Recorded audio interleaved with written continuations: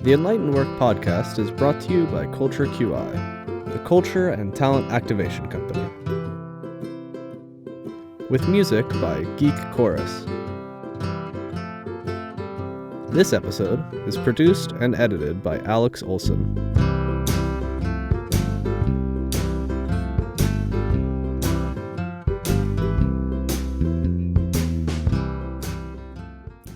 Hello, everyone. I'm Heather Campbell, and welcome back to the Enlightened Work podcast.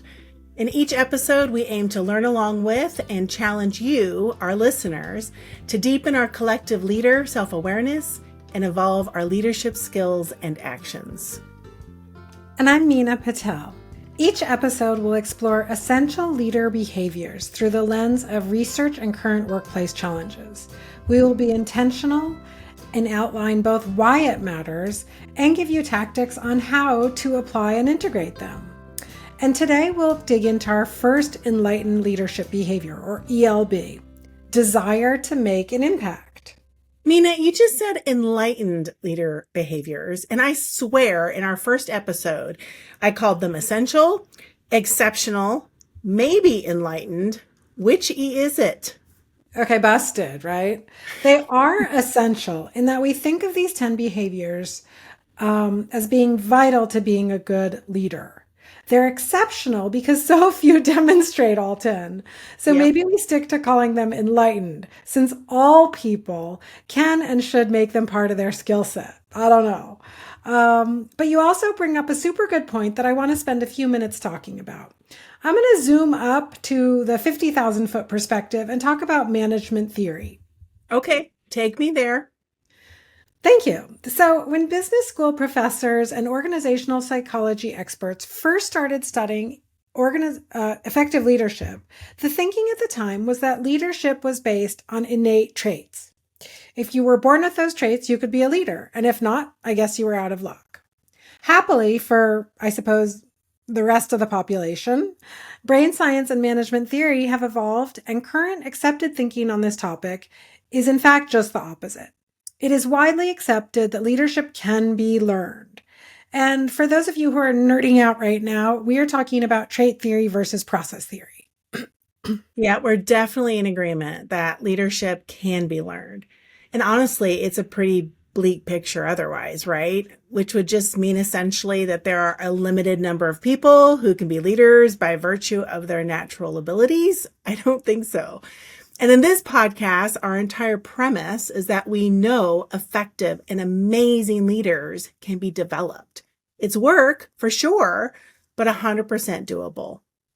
And since we're on this detour or up at the 50,000 foot view, can we do a quick review of what we mean by traits and behaviors?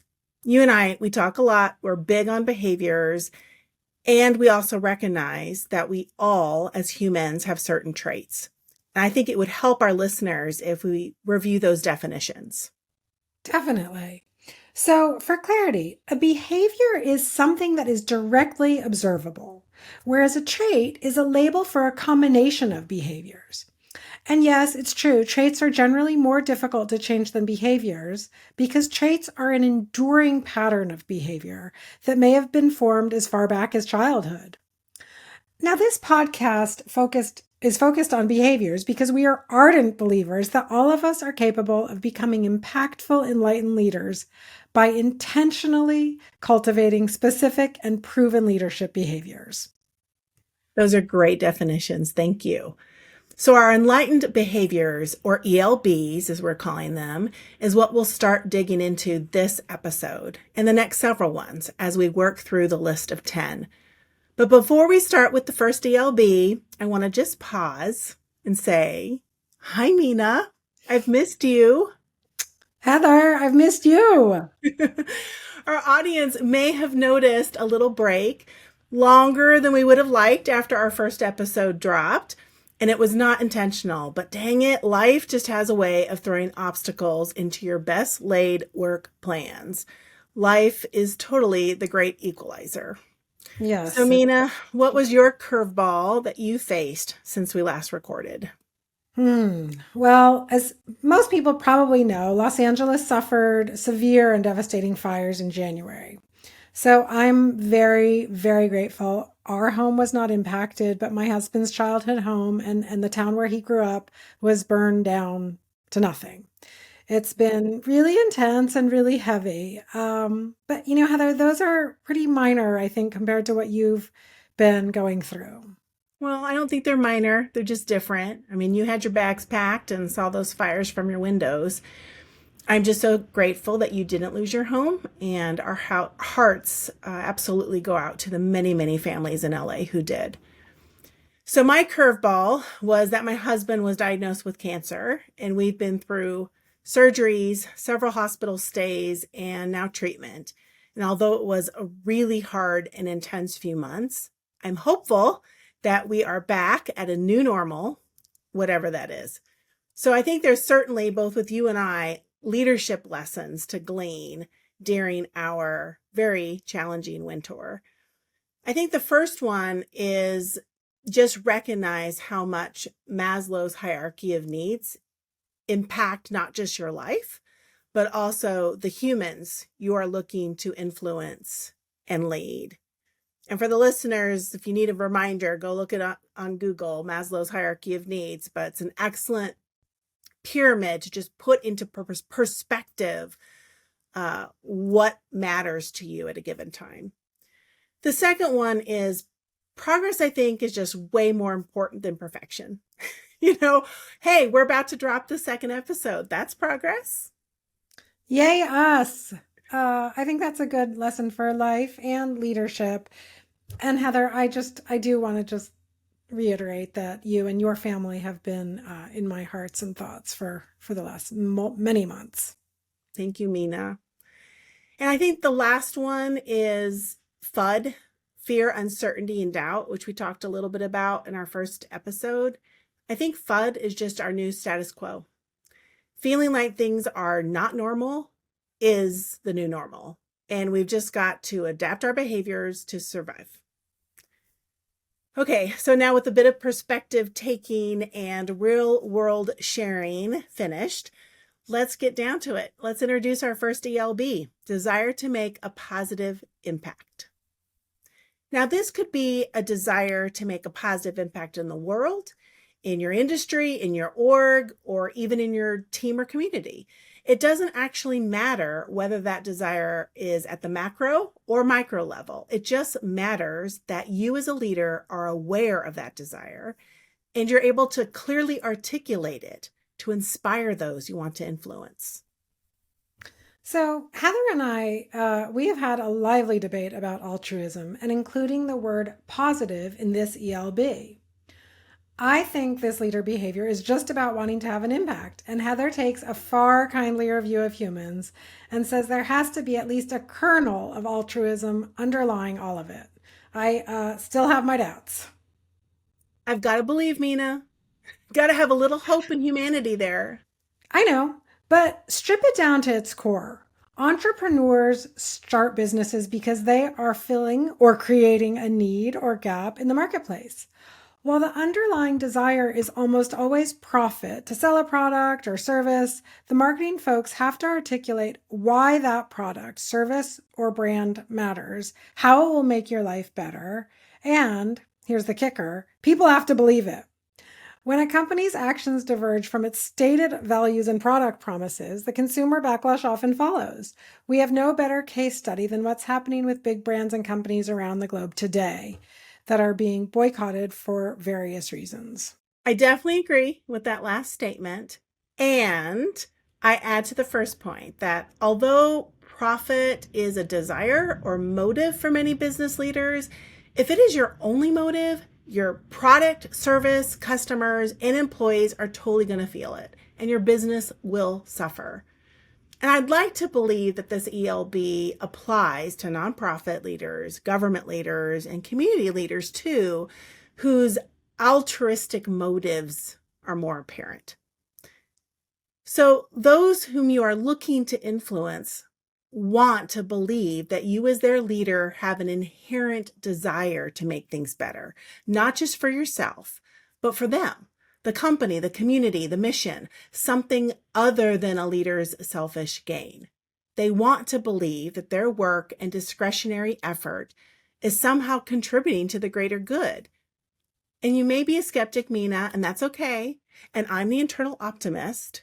But neuroscience has proven that the reward centers in our brain are activated when we carry out an altruistic act. We as humans actually derive pleasure from helping others. So altruism is a motivator for our behaviors. So if we're wired to do that, it just makes sense that we would expect that from others and expect that from our leaders. And for all of you evolutionary biology geeks out there, that's called reciprocal altruism. Okay, touche, Heather. Now, let's take it back to our first ELB. If you desire to make an impact, perhaps you want to have a positive impact through your own influence or maybe through the company that you lead. But if peers, employees, clients, and or stakeholders see that motivation as being purely aligned to ego, that's generally not going to lead to organizational success in the long run. It may lead to some short-term profit, but ultimately it's not going to be successful. No, and I'm reminded of a really good quote here. It's by the CEO of a large consultancy called Korn Ferry. And if that name just conjured up a really funny image in your head, us too, but it's spelled differently, I promise. Anyway, the quote is by Gary Bernanson. And he says, belief must be our opening act of leadership and the encore that transforms self-interest into shared interest. The sense of we're all in this together. That's how we turn I into we. I love that. But before we can get into we, you as a leader need to understand yourself, your desires, your motives, and your purpose for your work. Desire isn't a behavior that you can observe. Rather, it's a state of mind that motivates your other leadership behaviors. This first ELB is actually a fundamental mindset that guides the 9 other behaviors. So we had to start with it. So let's strip this down for our listeners. Before you can start implementing other ELBs, you first need to foster the mindset or desire to make a positive impact. And you need to be able to effectively share that desire with those you want to lead. Yes. And anybody who knows me knows that I will always come back to this. You can start directly shaping your mindset with self-reflection. Yep, there are a few key questions I'd ask our listeners to reflect on. If this is an ELB you need to develop or refine, this is a perfect time to grab your pen and paper and write it down. So here are the 4 questions. The first one is, how do I currently contribute to this world? And whether you're in a job that you like or not, or raising a family or a host of things that's going on in your world, there's probably something that you can find that you can reflect on in terms of how you contribute to this existence. Number 2, what do I want to contribute to this world? Maybe that's aligned with what you're doing currently. Maybe it's not. But to really spend some time and think about what is it that you want to give back and contribute in your time here. 3 is, how do I want to be remembered when I'm gone? And yes, this is a deep existential question, but it's so important for us as humans to think about what it is that we want to exhibit while we're here on this earth, and how do we want to be remembered for our actions. And number 4, what are my top 5 values that I want to be sure I'm modeling through action in my life? So if you reflect on these 4 questions for your life and for your work, and maybe they look the same, or maybe contextually they look a little different, but the important thing is to give deliberate consideration to what's important. And after you write down your answers, you can go to the next step and you can draft a mission statement, own personal mission statement fueled by your answers. A mission statement really defines your core reason for being, your quote unquote why, if you will. It's the mark that you'd like to leave on the world. And the right statement will inspire and motivate you with passion. And it becomes this critical touchstone to evaluate your actions and decisions every single day. Heather, this is a softball. What's your why statement?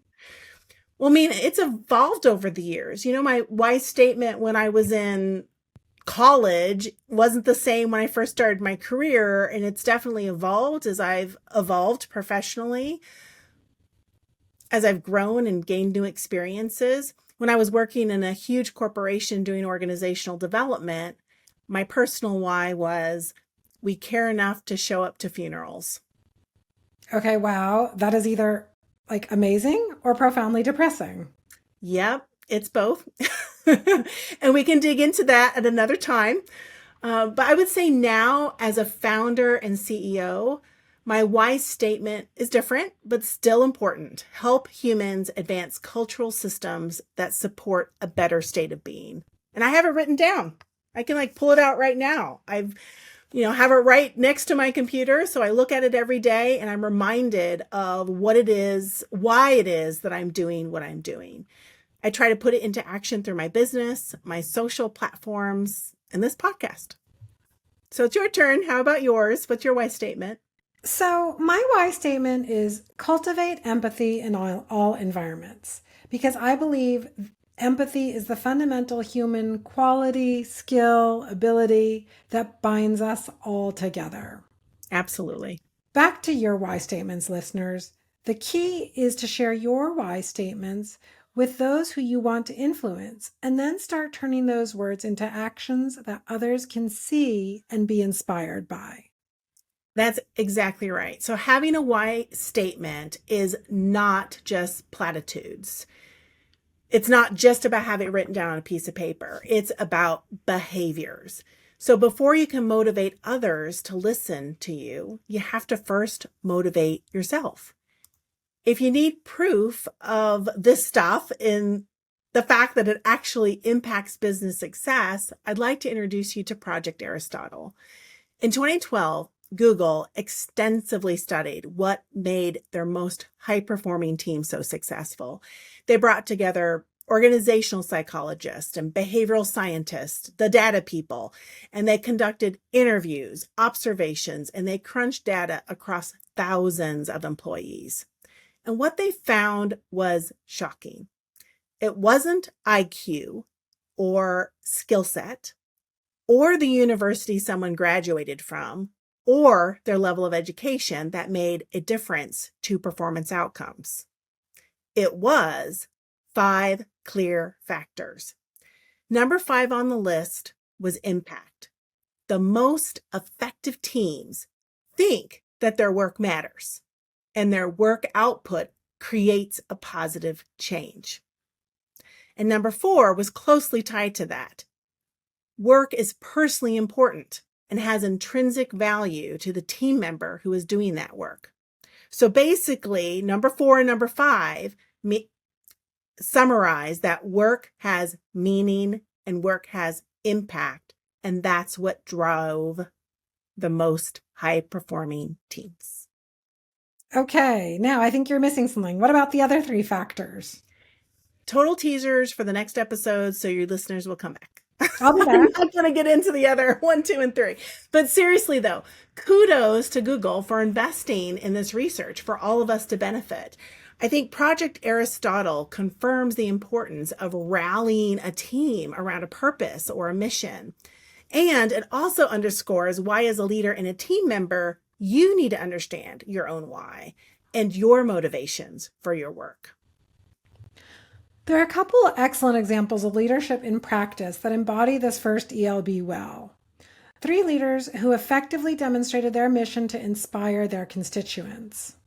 The first one was New Zealand's former Prime Minister Jacinda Ardern. She was driven by a commitment to tackle climate change, child poverty, and social inequality. During her leadership, she was tested when a terrorist attacked 2 mosques in Christchurch. Within days, she introduced gun reform legislation, visited affected communities wearing a hijab in solidarity, and refused to name the attacker to deny him notoriety. Her compassionate and decisive response demonstrated leadership focused on making a meaningful impact rather than a political calculation. Significantly later, she stepped down, saying she no longer had enough in the tank to do the job justice. Once again, showing that impact-driven leaders understand when they can and cannot serve effectively. She's such a great example. Do you have any more? Glad you asked. Chef Jose Andres could have been content with his successful restaurants and TV appearances. Instead, when Haiti was devastated by an earthquake in 2010, he traveled there and cooked for survivors. He was frustrated by traditional aid organizations and how they operated, so he ended up founding World Central Kitchen to provide immediate food relief during disasters.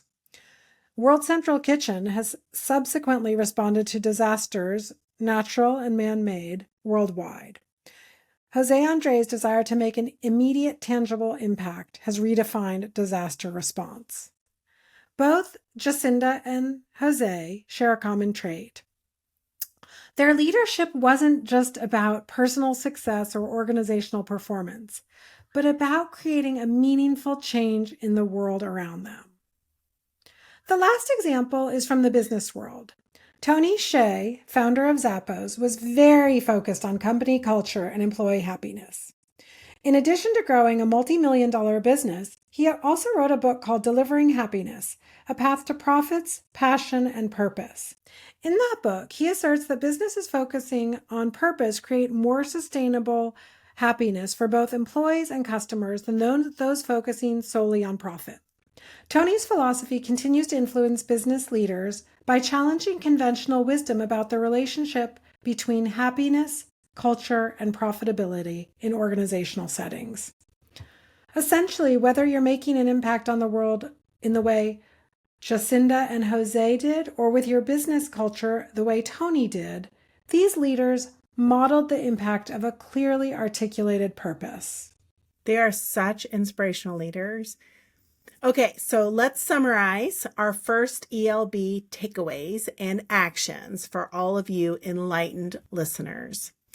Number 1, reflect on and know your personal mission, your personal why, and tie it to your work. And if you don't know it yet, that's okay. Take some time this week, ask yourself the questions we covered, and find your answer. Journal about it, process it, and refine a statement that really resonates with you. 2, share that mission. Share your why statement in your life, with your team, with your colleagues and network. It will help inspire those you want to influence. And number 3, know and share the positive impact your work has on others. No matter how small, it's meaningful. So talk about that impact with your team and make sure everyone understands it. And lastly, empower others to find their why, their with them, which stands for what's in it for me. Help those on your team identify their own personal why statements for their work to drive their intrinsic motivation. Helping them find meaning and purpose in what they do will help them, it'll help you, and it will help the collective group succeed. I love that. So that wraps up our first ELB, desire to make a positive impact. Next up, we're going to delve into the complex world of our emotional intelligence, our EQ. This is a huge one to unpack, and it may take a couple of episodes. And I hope you all will join us then as we dig deeper into our exceptional leadership behaviors and explore other current leadership challenges we're all facing in the world of work. This podcast is proudly brought to you by Culture QI, the Culture and Talent Activation Company. For more content and engagement, follow the Enlightened Work podcast on Instagram, YouTube, and TikTok. Thank you for taking the time to invest in yourself as a leader and for joining the Enlightened Work Uprising. Until next time, be the good.